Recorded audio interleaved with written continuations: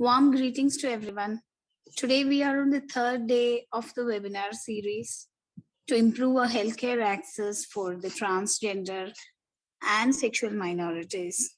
And today, actually, this is to be considered as the most crucial topic among these. Transgender medicine, a psychiatric perspective. Transgender healthcare, we all know it is a very relevant, yet somewhat stigmatized even now. So they find it difficult to get quality healthcare most often. And the array of problems they go through is like immense.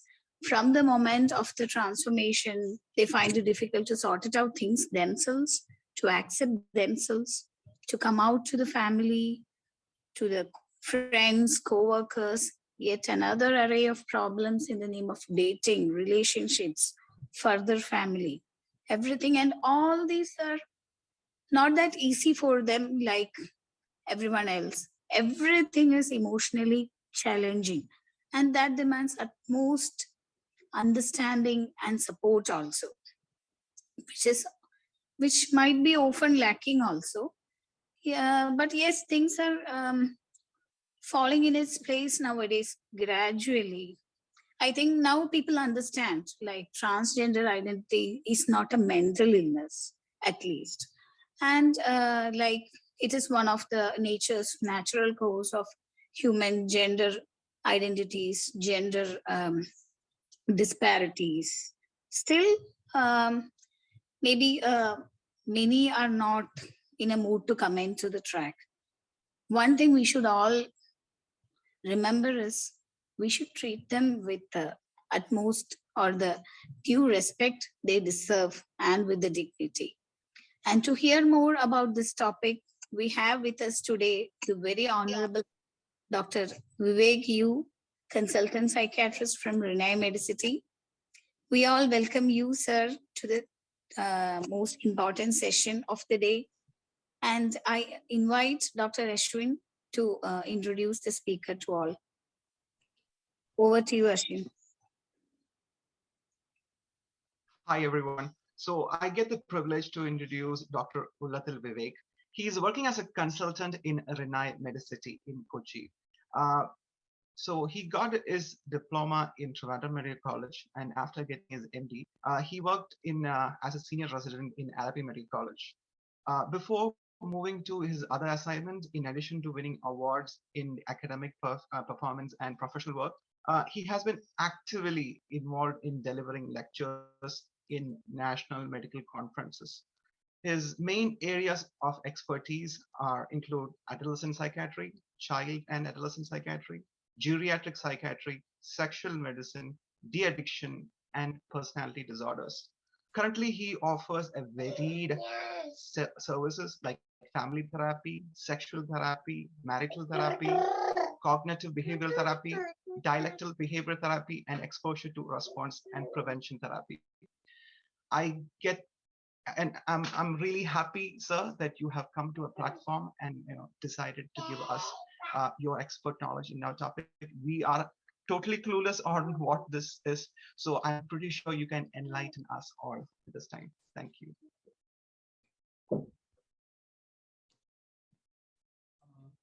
So thank you very much for that very flattering introduction. Now, can I start my topic proper? Yeah. Okay. Yes, please. Yeah. So just share the screen.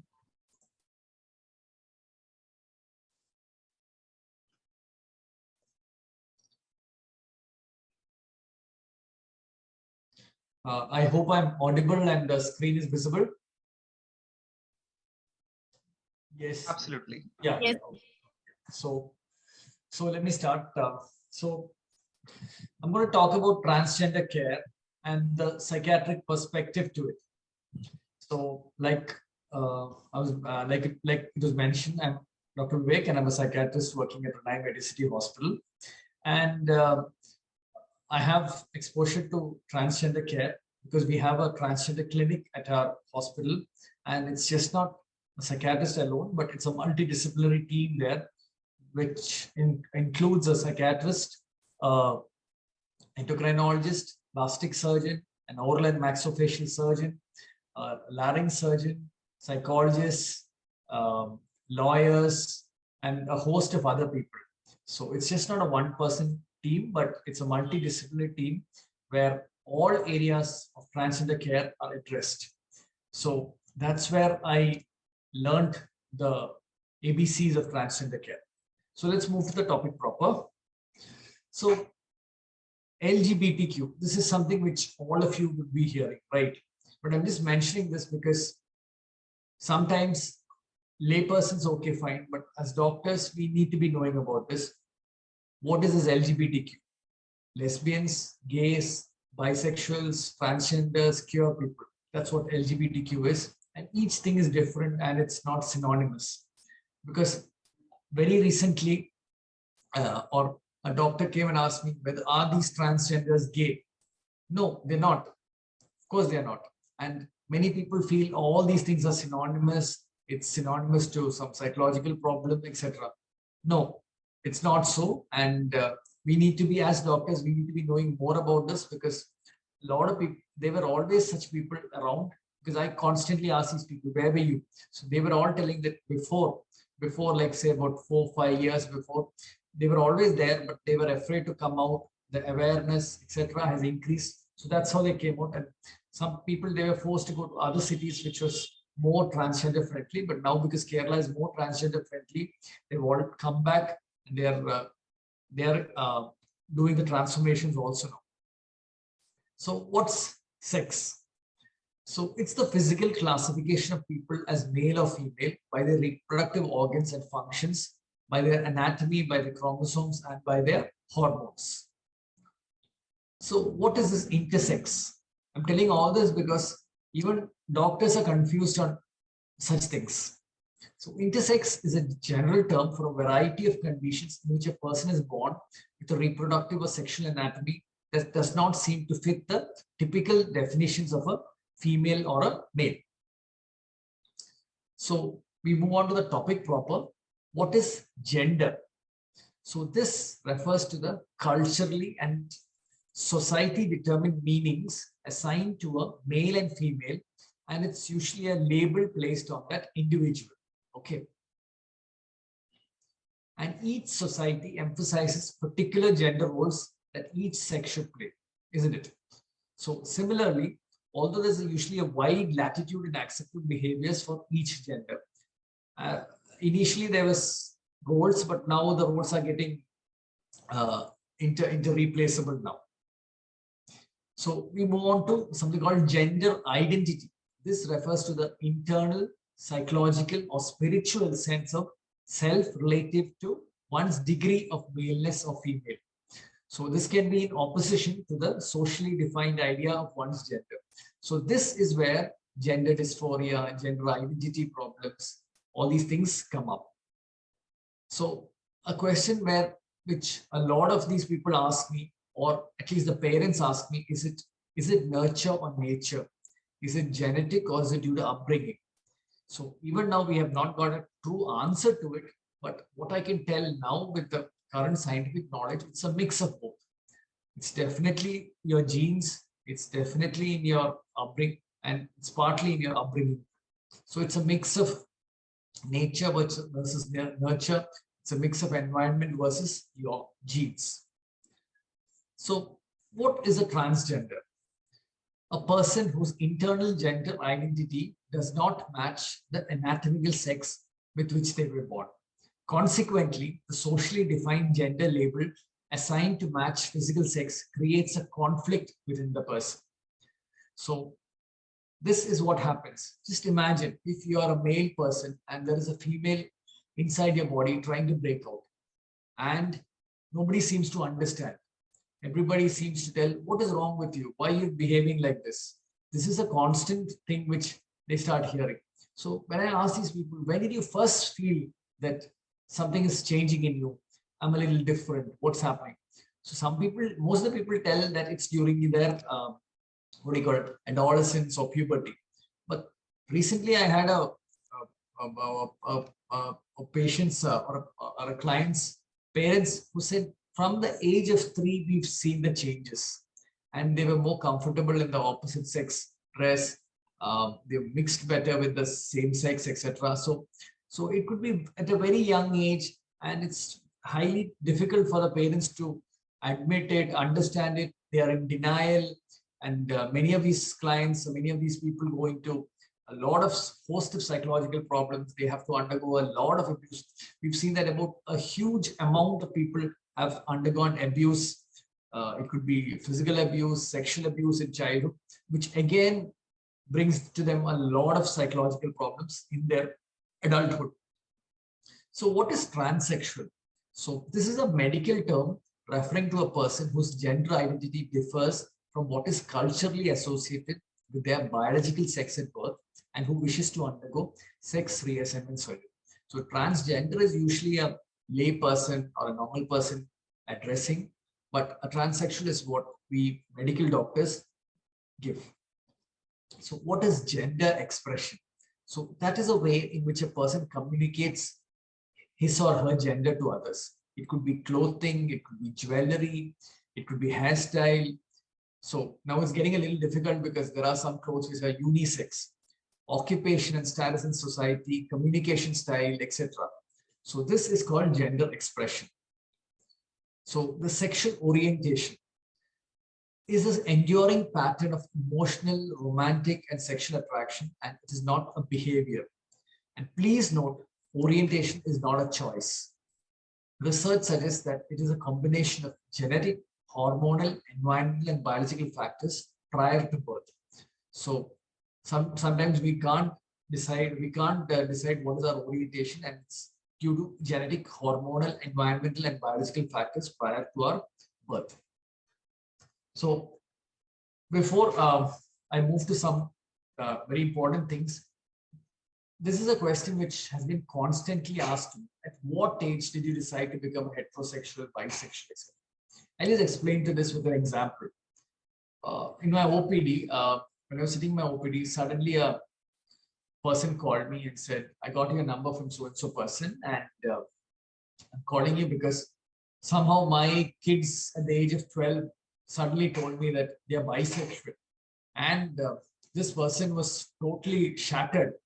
And as usual, this father started blaming the mother for not bringing up the daughter proper well. So, and then I said, let's do a thing. Wait, let me just talk to that person. And initially, the mother and father came over, and they just gave me a small history. Then I talked to the girl alone, and that's when I noticed that she didn't seem bisexual or anything. But asked her, how did you feel that you're bisexual, and why do you feel so? So what she said to me amazed me, because what she said was, she was about 13, 14, and she was in a puberty, and she was a K-pop fan. That's when I knew what K-pop was. Till then, I was totally oblivious to it. So it's called Korean pop, and it's the current craze among the youngsters. So somehow she got hooked to this Korean pop, and she got into a lot of these WhatsApp groups, blogs, etc. And there she met somebody from South Korea whom she had never ever met in person. So then somehow she interacted with this person, and then that person was bisexual, and then she felt she was bisexual, etc. So what happened was, at the age of 14, somehow with a lot of suggestions, she felt she was bisexual, and she declared herself as a bisexual. So of course, you can know at a very young age, but what I told her was, okay, you could be bisexual, you could be heterosexual, you could be homosexual. It's all okay. It's all fine. There's nothing wrong about it, nothing to be guilty about it. What I said was, it's a fluid stage. You're transforming from a kid to an adolescent. And so just let's wait out till you're 18, and then we'll take a call. So that's what I told her. And she was pretty okay with it. Even the parents are okay with it. And I said, once you're 18 or maybe something close to that, we'll decide. Till then, let's take each day as it comes. And that's how it came. So usually what we tell all these people is just, okay, you would have such feelings, etc. Give each day as it comes, and let's wait till you're 18, till your personality gets formed, and then we'll take a call on it. So the gender continuum. So the first part is your biological sex. You could be, and so all these things are a spectrum. On one side, you could have males, you could have females. On the other side, you could have intersex. In gender identity, you could be a man, you could be a woman, but you could be bigendered, a two-spirit, or a third gender. Again, gender expression could be masculine, feminine, and androgynous. Sexual orientation could be attracted to women, attracted to men. It could be bisexual, pansexual, asexual. So these are things which I just read, but now when I see people, there are people who are pansexual, asexual, etc. And they come over and tell. So again, so when such people come over and give such declarations, what worries me most is if they are actually so fine, it's okay. But sometimes they're influenced by others. They read something and feel so, etc. But because of this information overload, etc., many people are they feel so, etc. But many of them are, but sometimes they are not. So we need to get a detailed history, etc. We need to do a lot of serial assessments to understand what they are going through, etc. To label them finally as something like this. But tell them, just tell them, take each day as it comes.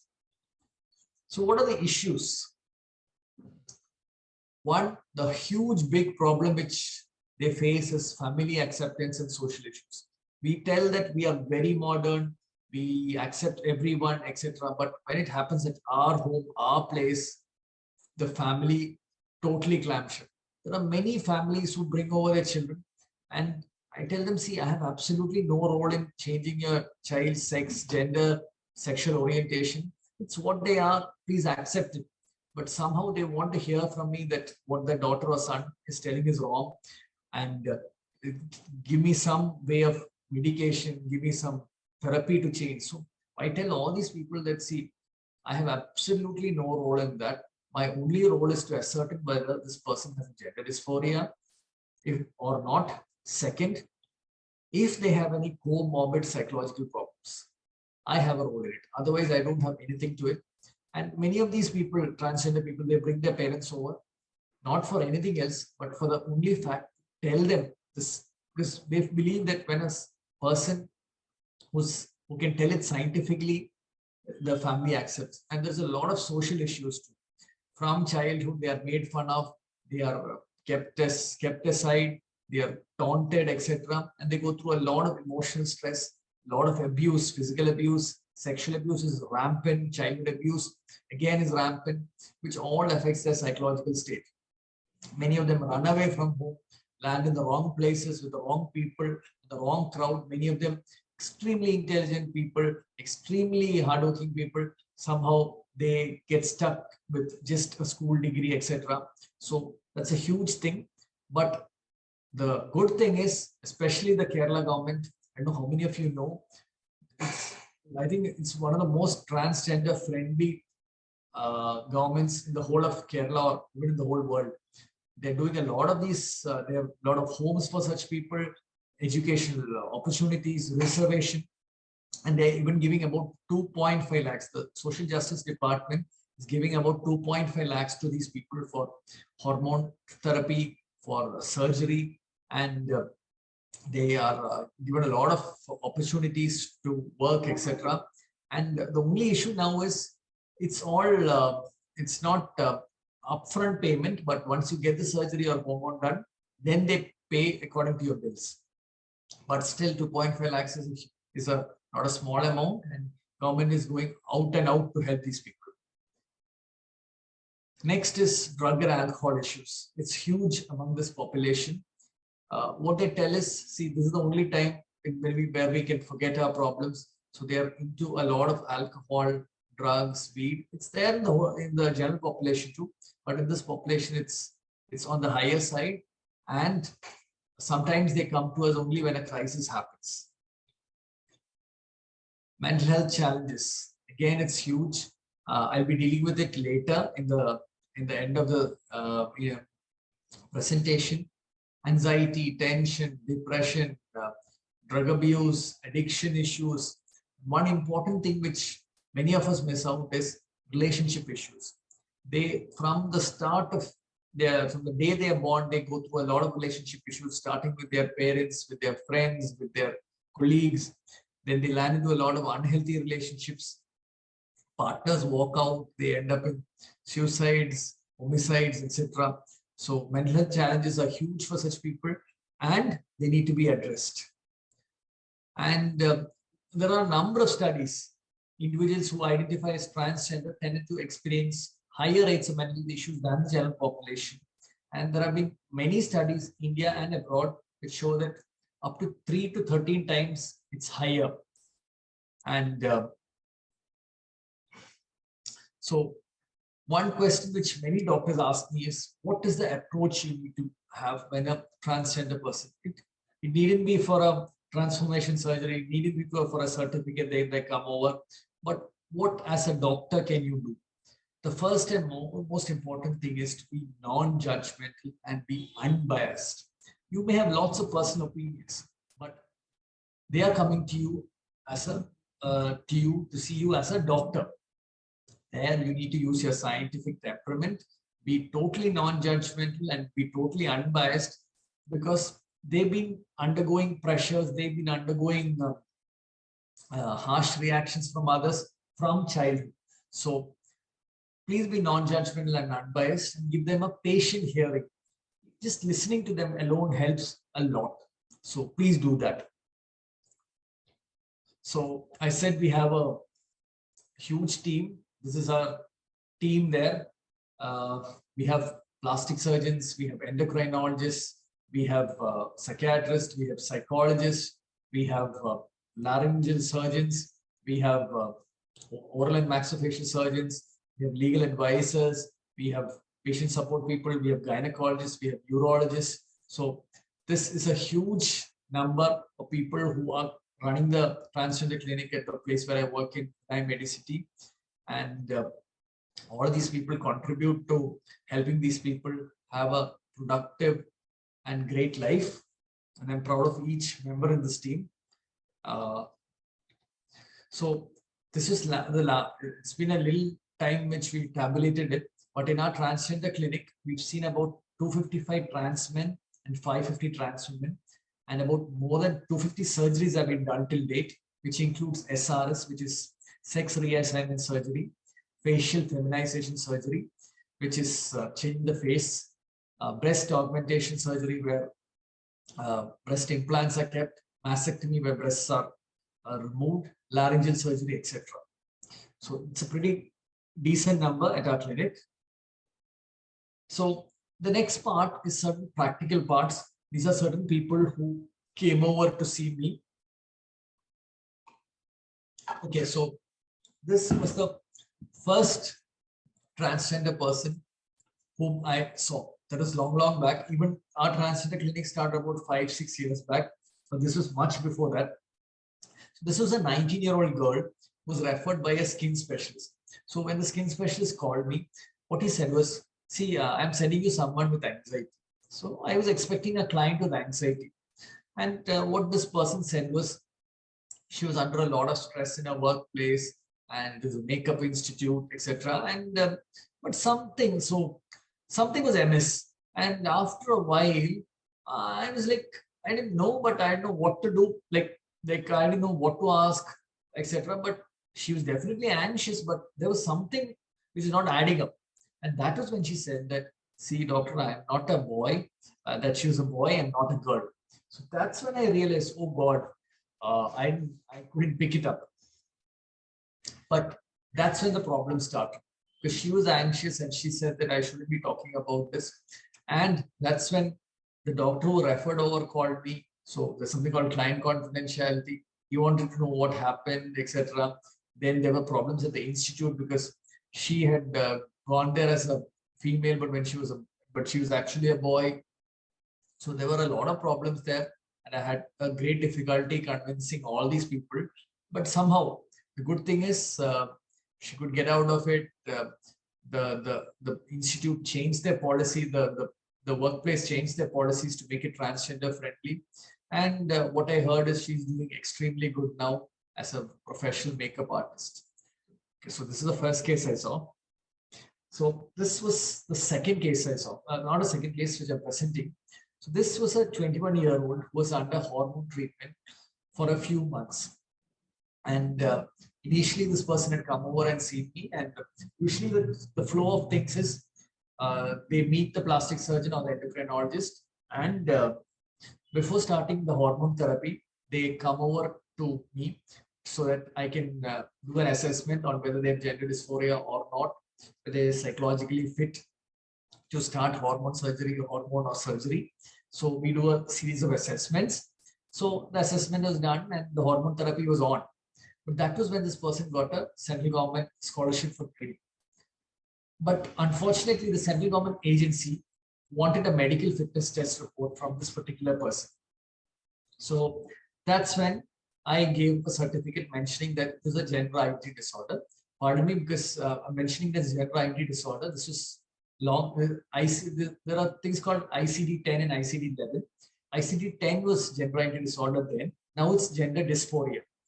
So unfortunately, what happened is when I gave a certificate of gender identity disorder, and I mentioned that this person is perfectly fit to join for that course, the clearance was not given, as somehow that particular agency felt that disorders were not allowed. And that was when the trouble started. This particular person wanted me to change the certificate from gender identity disorder to something else, etc., to confirm to this, but I couldn't. And a lot of issues happened, and even presently the thing is sub judice, so I cannot disclose more. But what happened was it created a lot of issues. Again, all these cases gave me a lot of understanding on how to handle things. And even now, though the doctors are changing, the society is changing, the government is changing, even now certain rules are still not changing. And I think we should be a little more broad-minded. We should be a little more sympathetic to such people. And I think, but as a doctor, there are certain limitations we have. We can only play by the rules which are given by the government and the judiciary and the law system.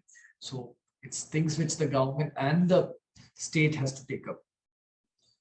Again, the case 3 was a 17-year-old, 10 months old person who wanted to get married next month, as the husband wanted to leave after that to the Gulf. And this particular person had promised to look after her and the family. But the only condition from the husband's family is that a breast augmentation surgery had to be done. So though there are no prefix rules about this 18 years thing, somehow we stick to this 18-year-old thing because that's when you're an adult and you can take decisions. But as of now, what stands is we try to stick to this 18 years because there are many people who change their minds, etc. Because there have been many cases in Europe, especially in UK and in Scandinavia, who had transgender clinics long back before it started in India and other places, where a lot of people went through surgery, hormone therapy, etc. when they were pretty young, and later decided that somehow they shouldn't have been gone through that, and they sued, etc. So somehow we stick to this 18-year-old thing. Once you're 18-year-old, you can start hormone therapy, you can do surgeries, etc. Till then, you need to get consent from the family. So this was the case, and it was a little tough for us, but somehow we managed that particular person to wait till 18, and after which we assessed the person and got the surgery done. So this is an emergency call from our casualty, that a hysterical, restless post SRS, which is a sex reassignment surgery, person was creating a ruckus there. So that's when we went over and we understood that the person's problem was that her vagina was not beautiful enough. So a sex reassignment surgery was done, a vagina was created for that person, but somehow she felt that it's not good enough. So before such surgeries are done, it is very essential that you do a psychological assessment, because there are many conditions which can interfere with this, like things like body dysmorphic disorder, because if such people, whatever surgery you do, they'll never be happy. And we need to be always telling them that whatever surgery we do, it will never come close to what is created by nature, God, etc. So it is definitely good, but it will never be the same. So that unrealistic expectations too have to be told, have to be reduced, and realistic expectations have to be given. The complications need to be explained to the person. So these are all very important things in the psychoeducation part. Again, this is a call from the surgical ICU. A post-sex harassment surgery was highly delirious, disoriented in time, place, person, was getting highly restless, was aggressive there and creating havoc there, was not responding to the conventional medicines they were being given in the ICU. And actually, I had to step in at late night to go there, give medications, etc. And finally, the person was calm. So again, the problem was there are a small subset of people who can, after surgery, go into delirium, etc. So proper picking of the patient is important. We need to rule out other psychological problems, issues, etc., which can have a deleterious course in the post-surgical period. So this was a 40-year-old who wanted a GD, that is a gender dysphoria certificate, immediately as a surgery was planned for the next day. So there are see, about 99% of these people are very nice people, very accommodating people, etc. But there are a small subset in all of us, in whole of society, want things done immediately. So it's like surgeries tomorrow, they want a certificate today. So when it is explained that it will not be given after evaluations, start getting abusive and aggressive, and I luckily escaped. So this stuff, but many people, they don't understand that it takes time. So in places like Europe, Norway, etc., I know somebody there. So what that particular person was telling, it takes 1 year for the evaluation. So we're trying to fasten things here, but somehow some people have totally unrealistic expectations, which could land many of the treating doctors into trouble.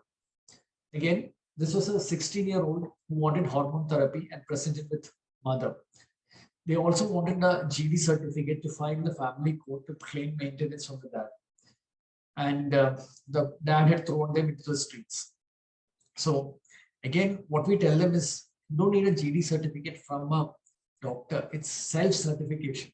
Government has been very clear about it. You don't need to meet a doctor to get a certificate that you are transgender. It's just a self-certification. And here in this case too, I said, if needed, we'll do all that, but just wait for this person to turn 18 to take up things. Again, this was another interesting case. A 21-year-old student presented with a request for stopping periods, or best would be her hysterectomy. So she had self-diagnosed herself to be a gender dysphoria and was referred over by the endocrinologist because she felt it was not so.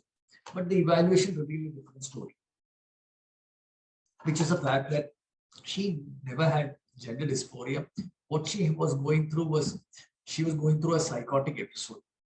So it's not that all psychotic episodes present as a gender dysphoria, but in this case, she was going through a psychotic episode, and it was because of, so what happens in psychosis is reality gets distorted. You really don't know what is happening.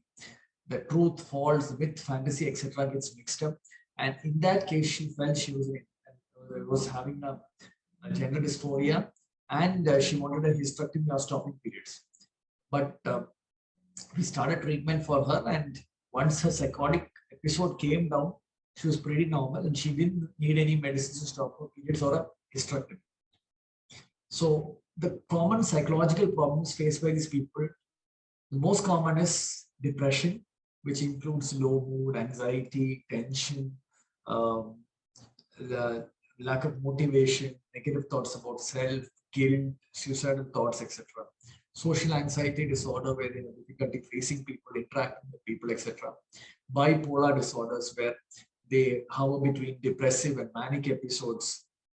Impulse control disorder. This is also pretty common, where they have difficulty controlling their impulses. They jump into things, they repeat the same things again and again. Borderline personality disorder. This is also pretty common, where they have mood swings, impulsivity, low stress tolerance, sensitivity to criticism, self-harm, etc. Suicide is also pretty common. Parasuicide, where they cut each other, cut their body. Abuse, sexual abuse, child abuse is also pretty common among this population. So there's a host of psychological problems among this population, and actually we are planning a study in our clinic too, which is almost is almost complete, the work, and we're almost planning to do it, because what we find is there are a lot of undiagnosed psychological problems which interfere. Again, what we do is, because they have psychological problems, and if it's not under control and you start hormone therapy or do a surgery, it can worsen. Again, some people, once their hormone therapy is started, what we tell is, it's okay, you can do it, but if there are any psychological problems, get back to us, because we can always preempt problems like suicide, etc. So thank you for a very patient hearing. If you have any questions, I'm ready to answer them.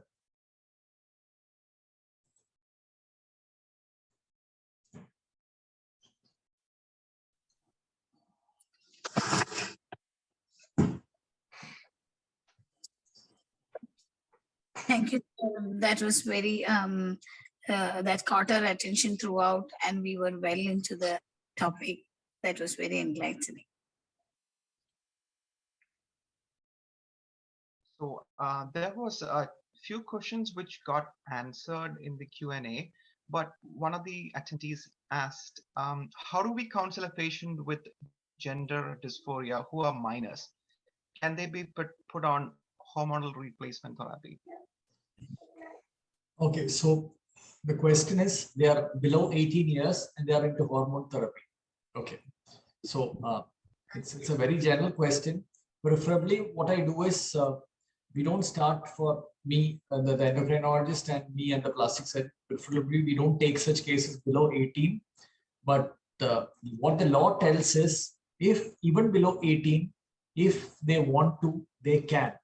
But because I explained to you about the Scandinavian and the UK experience, where a lot of these transgender clinics have been sued left, right, center, because these kids, when they moved to above 18, they felt that they were not given proper counseling. They were not properly counseled about the pros and cons of transition and the problems following it. So here we try to stick to 18, and that we try to stick to 18, or at least have a parental consent, because tomorrow it's all defensive medicine that all of us practice, unfortunately. So we need to keep our backs covered too. So somehow we stick to that 18 years old. It is discomforting because all these people, they want to change immediately. So it's a little difficult to try to convince them. But when you try to tell them that, okay, this is how the process is, and most of them, the significant majority of them, definitely understand, comprehend it.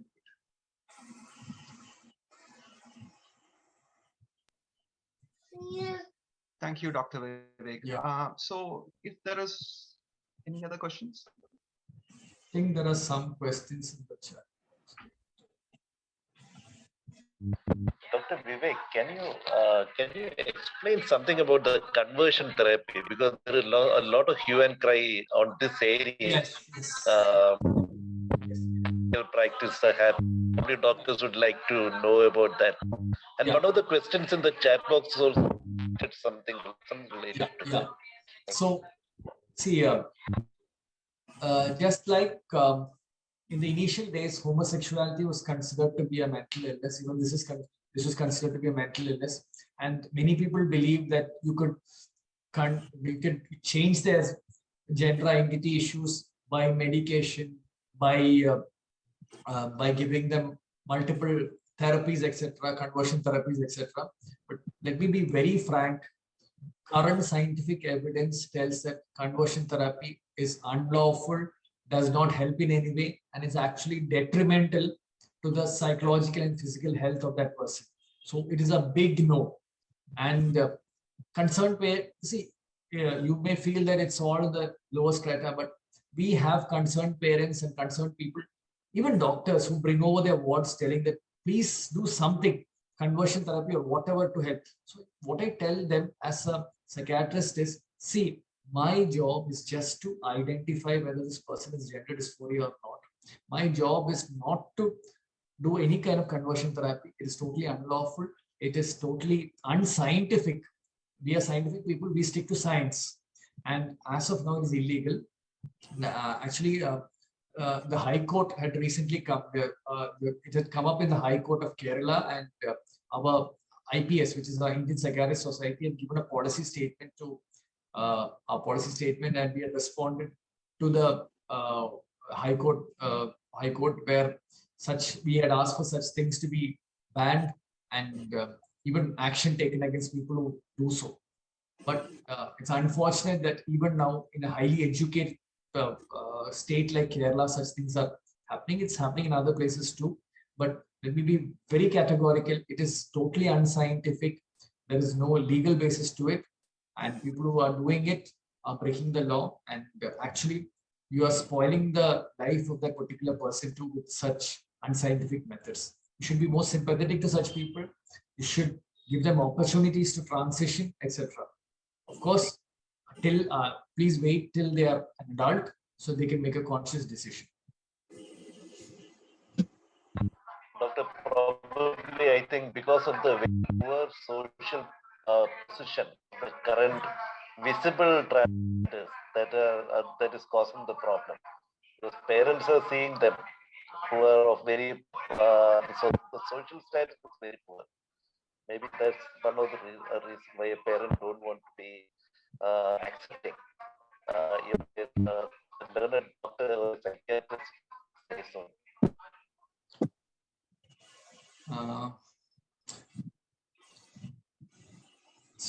I think in the chat box, somebody's asked whether you need a legal affidavit prior to hormone replacement. No, for hormone replacement, at least in our center, what we do is we definitely go through a psychological evaluation to rule out issues. And if there are psychological problems, that's not a big no for hormone therapy. But once that is taken care of, it's under control, hormone therapy is done with follow. But for surgery, definitely legal notary thing is needed. And it's a document, and we definitely give such services. So for surgery, it's definitely needed. Then one person has asked whether there's a specific tool to assess the psychological distress in the transgender population. I've been trying to find that. Unfortunately, I've not been able to do it.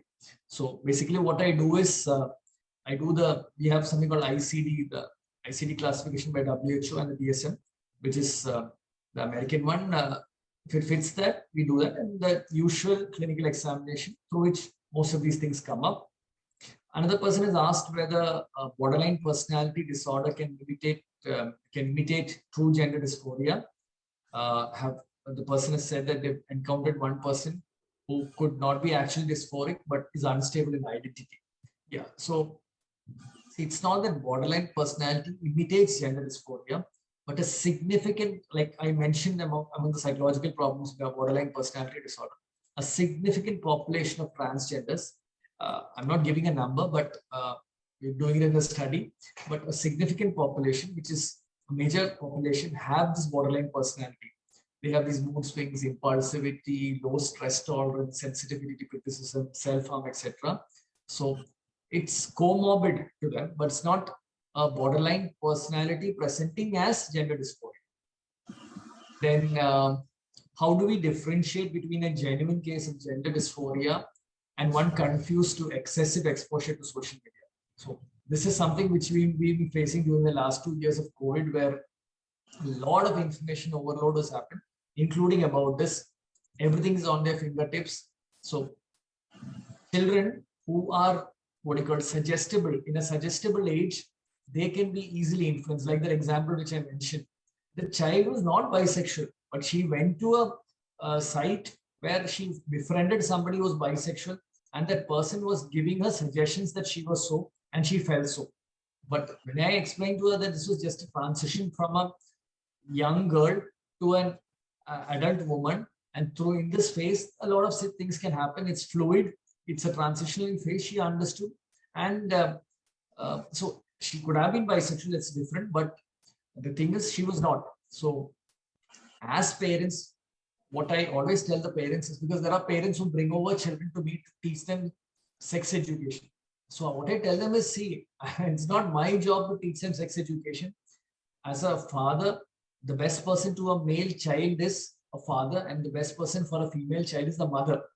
You don't need a third person like me to give. So there have been many people who fly over from the Gulf to come over to see me and tell me, please give them a class of sex education. We are to bothered by the fact or we are too embarrassed teaching. But if you don't give them sex education, if you don't teach them, what's happening is they'll get this information from their friend, from somebody on the net, some anonymous person, and that could be a wrong information, a partly true information, a partly false information. So we need to be careful about such things. Then somebody has said, can group therapy help patients to de-stress themselves? Yeah, of course, communities, etc. Such things help. And another person has asked, is it advisable for a bisexual man to continue the same-sex relationship while married to a woman? Is it okay as a therapist to talk about morality along with health risk, especially when the person is already anxious and doubtful about his actions? So we've had I've had a number of cases where a male person was forced to marry a female by the family because due to a lot of social, cultural pressures, and somehow they've had kids also.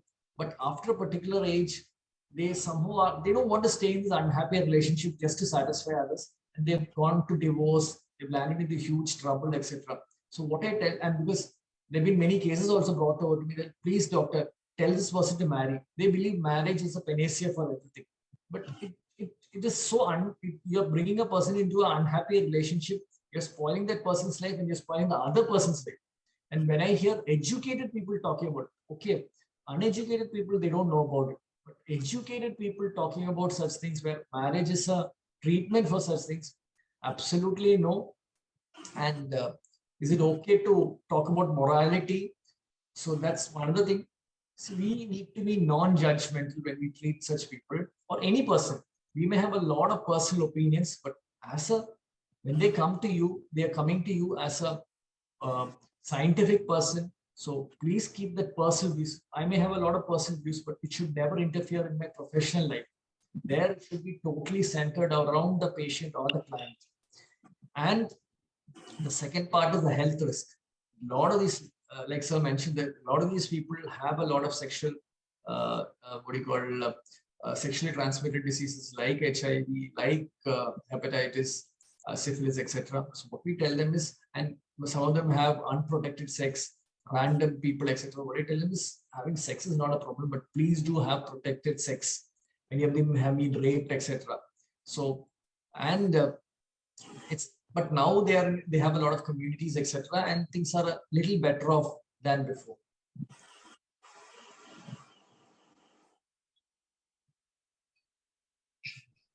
Okay, so one another person has asked how to create an environment friendly for transgender LGBTQ community in a hospital. Then so like in a hospital, we had a few issues. So the transgender people, like trans women, they went into a female toilet. So there the females created an issue.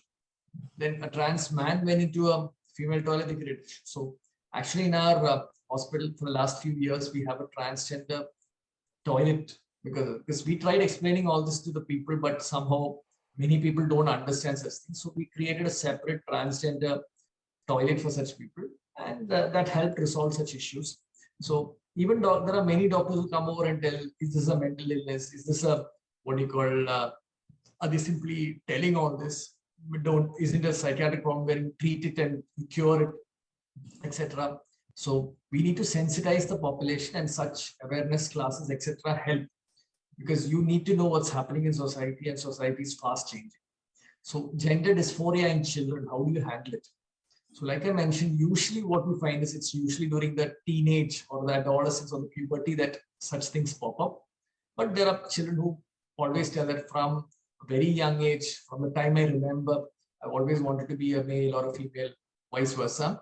And so we just tell them to take each day as it comes. We tell them to avoid the guilt complex. Be happy as you are. Don't worry about what society thinks about you. Don't try to conform to those societal expectations, etc. And once you're 18, you can take your CARB. So another person is asking, how do you start a conversation? Yeah. So initially, when I had the first patient I saw, I didn't know the person was transgender. So just tough asking that person because you can't ask an unsolicited question. be friendly, just treat them just like any other patient you see. You need to make an extra effort or a less effort. Treat them as humans. As humans, give them respect, ask them what their problems are. You don't need to be asking too many questions. They will speak to you, they will tell you about your life, because there are very few people who listen to them. So if you are among them, they'll definitely tell them, and that will give you clues on how to help them out at your level.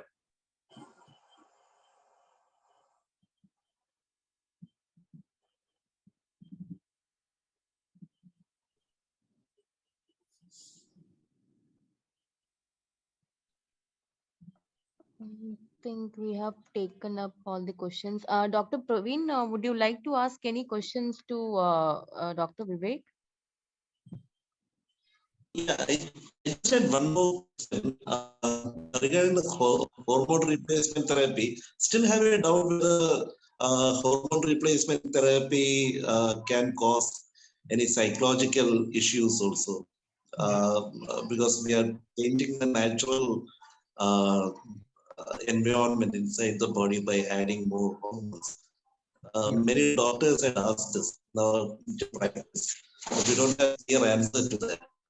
Yeah. So that's why before starting hormone therapy, at least my endocrinologist is very particular that a full psychological evaluation has to be done. And she always mentioned, I tell that I'm just a small member of the team. No, she tells, no, unless I get your consent, I will not start hormone therapy. Because if it's a bipolar patient and she starts such things, there could be an increase in their sexuality, increase in their mood swings, etc. So unless they're psychologically stable and they're fit for hormone therapy, it's not started. One. Second is, people who start hormone therapy, there have been many people, not many, maybe a small number, who have anxiety issues, sleep issues, who have depressive issues, etc. Post hormone therapy. So there we either reduce the dosage, treat the psychological problems per se, and then move on. So it's either ways. It could be before start, where this could be a pre-existing one. Second is and something arises out of hormone therapy.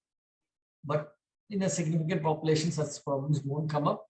But there are a small groups where we see such things. So it's always a wait and watch, and we always tell them that, okay, you can start hormone therapy, but if you have such an issue, please do come over, and the significant population do come. Thank you, doctor. One more question in the Q&A. What is the difference between someone with stereotypical interest and mannerisms of opposite gender and true gender dysphoria? So again, see, this is a huge spectrum. We are all somewhere among, we can't tell that we are at 0 or 100, some are at 10, some are at 30, some are at 40, some are at 50. And all this becomes a disorder, pardon me, because it is disorder before, now it's dysphoria, but it becomes a disorder once it starts affecting your functioning. Your functioning includes your biological functioning, like your sleep, your appetite, your sexual relationship. It could be your relationship, it could be your relationship with your friends, family, school, etc. It could be your work or study function. So all this becomes a disorder when it starts affecting your functioning. So that is when it becomes a true gender dysphoria. Small, all of us have a little bit of masculinity, a little bit of femininity in all of us. It could be small expressions in language, it could be in our body language, it could be in our dressing, etc. So that needn't be given too much importance, but a gross thing which is affecting the functionality of the person, and the person cannot accept it in any way and is affecting the other person, something has to be done. So that's how we identify whether it's actually a true one or not, and there are certain criteria. Okay, thank you, doctor. 1 minute. Okay, I think we have taken up all the questions. Doctor, would you like to give any final remarks for the, we have a good number of psychiatrists who have joined. The common question they have asked was like how they can start a conversation, and maybe if you can give a couple of your inputs from your daily practice, that will be really great. Yeah, so See, these people are coming to you seeking help. So try your best to help them out, but please stick to the rules of the law, because there are many people who either they overdo it, either they tell no, we can't give, and they shun them out. Please don't do that. Second is, do serial mental status examination. Please do not give a certificate in the first consult. Like in case I mentioned, surgery is tomorrow. They come over in the morning and tell, no, we want a certificate. Please don't give it. Do a full evaluation, at least a few sessions, so that you can understand whether the person has this problem or not. Two, whether they have any comorbid psychological problems which can interfere with the hormone or the surgery, and give them a patient hearing, try to explain things. And I'm sure 99% of these people, they understand, they're very nice people and they understand, but some of them are in a hurry. So they could get a little angry with you, but they could get a little aggressive with you. But the thing is, they've gone through, actually, it's hell for them. When you hear their stories, you feel really bad for them. From the day they're born, they're taunted, they're made fun of, their family doesn't accept them, they run away from home, etc. So it's highly traumatic, and abuse is huge for them. So that's what they go through, and they're coming to you seeking help because this can transform their lives. So they're coming to you for that. So please be a little sympathetic and be non-judgmental and give them a patient hearing, and definitely try to help them with whatever is possible at your level. If not, refer over to a person who can help that person a little more better. Okay. Thank you, doctor. Yeah.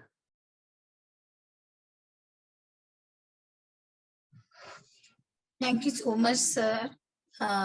We are all reminded of to be human and give them due respect and treat them with empathy, and that we'll all keep in our hearts. Thank you so much for the talk. Have a good night, sir. Thank you all for the gathering. Thank you. Thank you all. Thank you so much for joining in. Thank you, Dr. Vivek. Thank you. Thank you. Thank you. And thank you, Dr. Praveen, also. Thank you so much. And Soumya for hosting it.